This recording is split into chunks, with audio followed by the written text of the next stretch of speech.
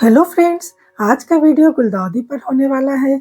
तो लेकिन इसे हम साल भर बचाना चाहते हैं और अभी पौधे में जो फूल खिले थे वो सब सूख रहे हैं। तो हम इसे कैसे साल भर बचा के रख सकते हैं, तो इसी पे आज बात होने वाली कौन। और इसे अगले साल के लिए कटिंग्स भी हमें इसी प्लांट्स में से निकालना है। तो हमें इसे बहुत अच्छे से सहेज के रखना होगा। तो हम इसे कैसे सहेज के रख सकते हैं, और इसमें इसी समय में बहुत सारे इंसेक्ट का अटैक हो जाता है। तो उसमें जैसे एफिड्स हुए काले-काले, और उसमें वाइट-वाइट छोटे-छोटे कीड़े भी लगते हैं। तो उससे भी इसे कैसे बचाया जा सके, तो इन सब बातों की जानकारी मैं इस वीडियो में देने वाली हूँ। तो मेरे साथ बने रहिए अंत तक। मैं हूँ Alice Singh. Welcome to my channel gardening with Alice. अगर आपके प्लांट में फ्लावरिंग अक्टूबर से ही होने लगी है, तो इसमें आप 2 बार फ्लावरिंग ले सकते हैं। और वो कैसे? कि आप पुराने फ्लावर्स जो होते जाएँ उसको कट करते जाएँ, और उसमें फिर नए-नए नीचे से ब्रांचेज़ आते रहते हैं। तो उसमें से फिर फ्लावरिंग कलियाँ आती रहेगी और फ्लावरिंग एक बार फिर से होती है। अब यहाँ देखिए, जैसे कि ये पत्तों में देखिए व्हाइट-व्हाइट जो दिखाई दे रही है, ये क्या है? ये छोटे-छोटे कीड़े हैं, एफिड्स हैं, जो कि उड़ने वाले होते हैं। और जैसे आप देखिएगा, हाथ लगाइएगा तो उड़ने लगेंगे। तो सबसे पहले तो हमें इन पौधों के जो बहुत ज़्यादा जिसमें कीड़े लगे हैं, नीचे के पत्ते हैं, तो पहले हमें उसे निकाल देते हैं।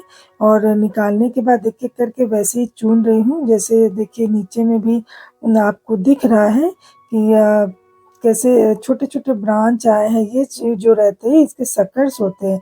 गुलदाउदी में एक्चुअली जब इसके फ्लावरिंग जब होने लगते हैं, जब फ्लावर्स आने लगते हैं, तो फिर साथ में नीचे से भी छोटे-छोटे सकर्स उसके निकलते हैं, नए-नए ब्रांचेज़ आते रहते हैं। तो इसमें देखिए कि ऊपर में अभी तो कुछ-कुछ फ्लावर्स सूख गए हैं, और कुछ जो है रखे हैं इसमें। और इसमें देखिए नीचे से जो ब्रांचेज़ आ रही थी उसमें भी अभी कली लगी हुई है। तो मैं तो अभी इसको तुरंत, कली लगी हुई है तो उस ब्रांच को तो मैं कुछ नहीं करने वाली हूँ। और यहाँ पे देखिए ये नए-नए ब्रांच आ रहे हैं इसमें अभी तक नीचे से। तो ये जो ग्रो करके आगे बढ़ेंगे, यही इस प्लांट्स इसमें बनेंगे।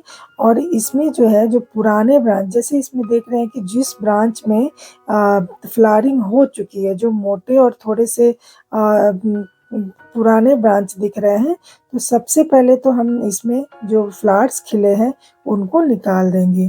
तो ये सूखे-सूखे फ्लावर्स निकालने के बाद हमें नीचे तक मैं दिखा पाऊँगी कि कैसे इसे फिर आगे हमें करना है, कि किस तरह से हम इसे फिर आगे काम कर सकें इसमें। तो आपको पूरी अच्छी तरह से दिख पाएगा। तो सबसे पहले फ्लावर सूखे, जितने भी सूखे फ्लावर हैं उसको हम निकाल लेंगे। और सबसे अगर आप चाहते हैं कि गुलदाउदी में फूल खिलते रहें स्टार्टिंग से ही, तो आपको इसी तरीके से जो-जो फ्लावर सूख जाते हैं उसको निकालते रहना होगा, ताकि आपकी जो नीचे से जो और कलियाँ आ रही है उसको स्ट्रेंथ मिल सके और वो खिल सके। देखिए कि फूल कितनी सूख गई है, वो झड़ रही है सूख के। तो इस तरह से हम सारे फूलों को निकालते जाएँगे पहले। एक बार जब फूल निकल जाएगी सारी, तो फिर हमें क्लियर नीचे तक दिखाई दे पाएगा कि कहाँ से हमें ब्रांच को कट करके निकालना है। देखिए फूल कितनी सूख गई है। और ये फूल को आप जभी भी निकाल रहे हैं, तो ये सबको फेंकना नहीं है। ये हमारे कंपोस्टिंग के लिए काम आएगा। या गमले में भी नीचे जब हम प्लांट लगाते हैं, तो इसको अगर हम सबसे नीचे में डाल दें, तो वो भी मतलब बहुत कुछ दिनों में पड़े-पड़े वो कंपोस्ट में वो डिकम्पोज़ हो जाएगा, और ये भी एक कंपोस्ट की तरह ही काम करेगा। तो ये कंपोस्ट के लिए हम यूज़ कर सकते हैं। तो इन फ्लावर को बिल्कुल भी नहीं फेंकना है हमें। अभी देखिए फ्लावर्स तो सारे कट गए इसमें से, और इसमें जो अभी ब्रांचेज़ जो दिख रही है, इसमें थोड़ी-थोड़ी कलियाँ भी दिख रही है। तो ये जो मोटे वाले ब्रांच जो ऊपर जिसमें कि फ्लावरिंग देखिए हो गई है, जिसके ऊपर से फूल को हटाया है, तो उस ब्रांच को सबसे पहले हटाएँगे। तो एक-एक करके हम लोग सब उसी तरह के जितने ब्रांच हैं जो है उसको हटा देंगे। और ब्रांच भी जब हटाएँगे, तो नीचे से 1 से 2 इंच केवल उसकी मिट्टी के ऊपर उसको छोड़ना है, और उसके ऊपर से जितनी भी उसकी लंबाई है उसको कट करके निकाल देना है। यहाँ पे देखिए कि जैसे नीचे में भी जो बहुत पुराने जो सूखे-सूखे थोड़े ख़राब पत्ते दिख रहे हैं, तो सबसे पहले मैं उसको हटा देती हूँ। ये हटाने के बाद जो नीचे में देखिए ये आपको छोटे-छोटे ब्रांच जो दिख निकल रहे हैं वो आपको विज़िबल हो जाएगी, आपको दिखने लगेगी और जो भी खराब इस तरह से पत्ते हैं, कीड़े लगे हुए हैं, तो हम कोशिश करेंगे कि उसको निकाल दें और जो पुराने ब्रांच हैं उसको भी नीचे तक कट कर दें, केवल 1 से 2 इंच ही हमें उसको छोड़ना है वहाँ पर। और जो भी नीचे से नई ब्रांच आ रही है उसे अभी कट नहीं करना है। जैसे इसमें देखिए 2-4 ब्रांच अभी लगी हुई है और उसमें कली आई हुई है, तो मैं उसको अभी छोड़ दे रही हूँ।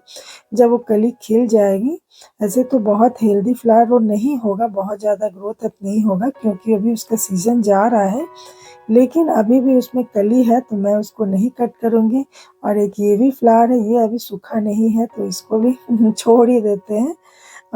देखिए ये भी अभी ये व्हाइट कलर की है, बहुत सुंदर फ्लावर थी, बीच में येलोइश था इसका, खिलने पे बहुत सुंदर लग रहा था। इस तरह से देखिए अभी नीचे में आपको सब नए-नए जो ब्रांच जो हैं वही दिखाई दे रहे हैं, तो इतना ही हमें कर रखना है।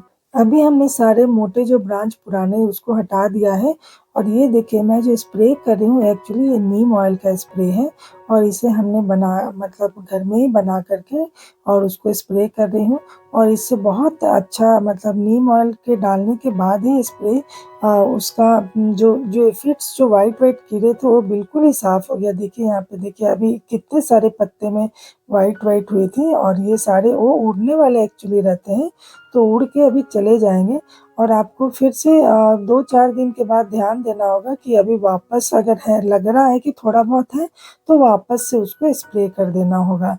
तो इस तरह से जब हम पूरी कटिंग कर दिए, उस पे स्प्रे भी कर दिए, तो अब इसको रखें कहाँ पर? तो इसको आप डायरेक्ट सनलाइट में नहीं रख सकते हैं क्योंकि फिर वो जब गर्मी बढ़ने लगेगी, तो ये बहुत ही फिर सूखने लग जाएगा, ये सूख जाएगी। तो हमें ऐसा प्लेस इसके लिए ढूँढना होगा जहाँ पे थोड़ी-थोड़ी छाया हो, थोड़ी-थोड़ी धूप भी आए, ब्राइट लाइट मिले, तो वैसे जगह में हमें इसे रखना है पूरी गर्मी में। तो यहाँ और थोड़ी-सी देखिए कि ऊपर की जो लेयर है इसकी, उसकी थोड़ी-सी गुड़ाई कर देते हैं। गुड़ाई मतलब अंदर तक ज़्यादा इनर नहीं करेंगे क्योंकि इसमें जो नीचे से सकर्स निकलते हैं, वो डिस्टर्ब हो जाएगा फिर और ये ध्यान ज़रूर देना है कि बहुत ज़्यादा गुड़ाई नहीं करें। ऊपर-ऊपर लेयर में केवल हम सुपरफिशियल लेयर जो होता है मिट्टी का, एकदम केवल उसको ही करेंगे क्योंकि इसमें हम थोड़ा-सा कंपोस्ट इसमें मिलाएँगे। तो देखिए अभी पहले तो इसको पूरी तरह अच्छे से कर लेते हैं। इसकी मिट्टी भी देखिए कि अभी एकदम मतलब ढीली-ढीली है ऊपर से और ये ज़रा-सा कंपोस्ट 1 मुट्ठी मिला कर के इसमें मिट्टी में मिला देंगे।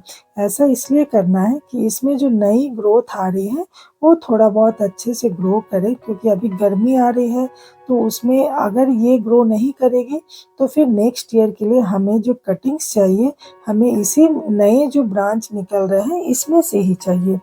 तो और अगर बहुत ज़्यादा भी फर्टिलाइज़र डाल देंगे, तो इसमें अगर बहुत ज़्यादा ग्रोथ हो जाएगा तो उसे भी सँभालना तो हमें बहुत ज़्यादा नहीं डालना है ताकि बहुत ज़्यादा ग्रोथ हो जाए और फिर हमें बीच में कटिंग करना पड़े, तो ऐसा नहीं करना है।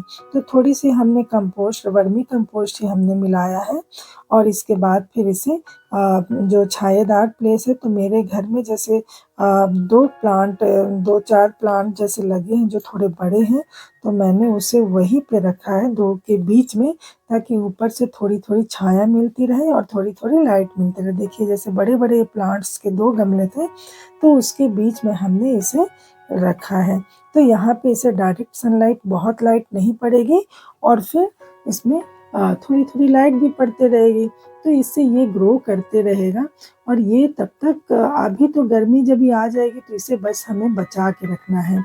दूसरा कि अगर उसके बाद जब रेनी सीज़न स्टार्ट हो जाता है तो जून में के समय ही इसमें से जो नई ब्रांच जो निकली हुई है और वो अच्छे से उस समय ग्रो कर जाएगी तो उसी समय इसकी कटिंग्स लेनी।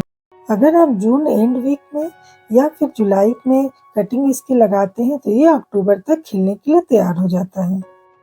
अगर आपके पास 3-4 अलग-अलग कलर के फ्लावर के प्लांट हैं, तो उसको किसी मार्कर से गमले में ये कर लें कि कौन-सा कलर है, तो आपको उस समय कटिंग लेते समय आपको ईज़ी हो जाएगा कि आपने किस-किस कलर की कटिंग्स ली है गुलदाउदी को कटिंग से कैसे ग्रो करना है, इस पर फुल वीडियो मेरे चैनल पे अवेलेबल है, जिसका लिंक मैं डिस्क्रिप्शन बॉक्स में डाल दूंगी।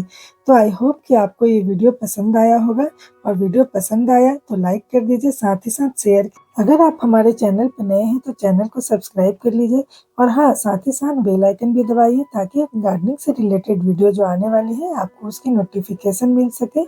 और कमेंट जरूर कीजिए। Thanks for watching.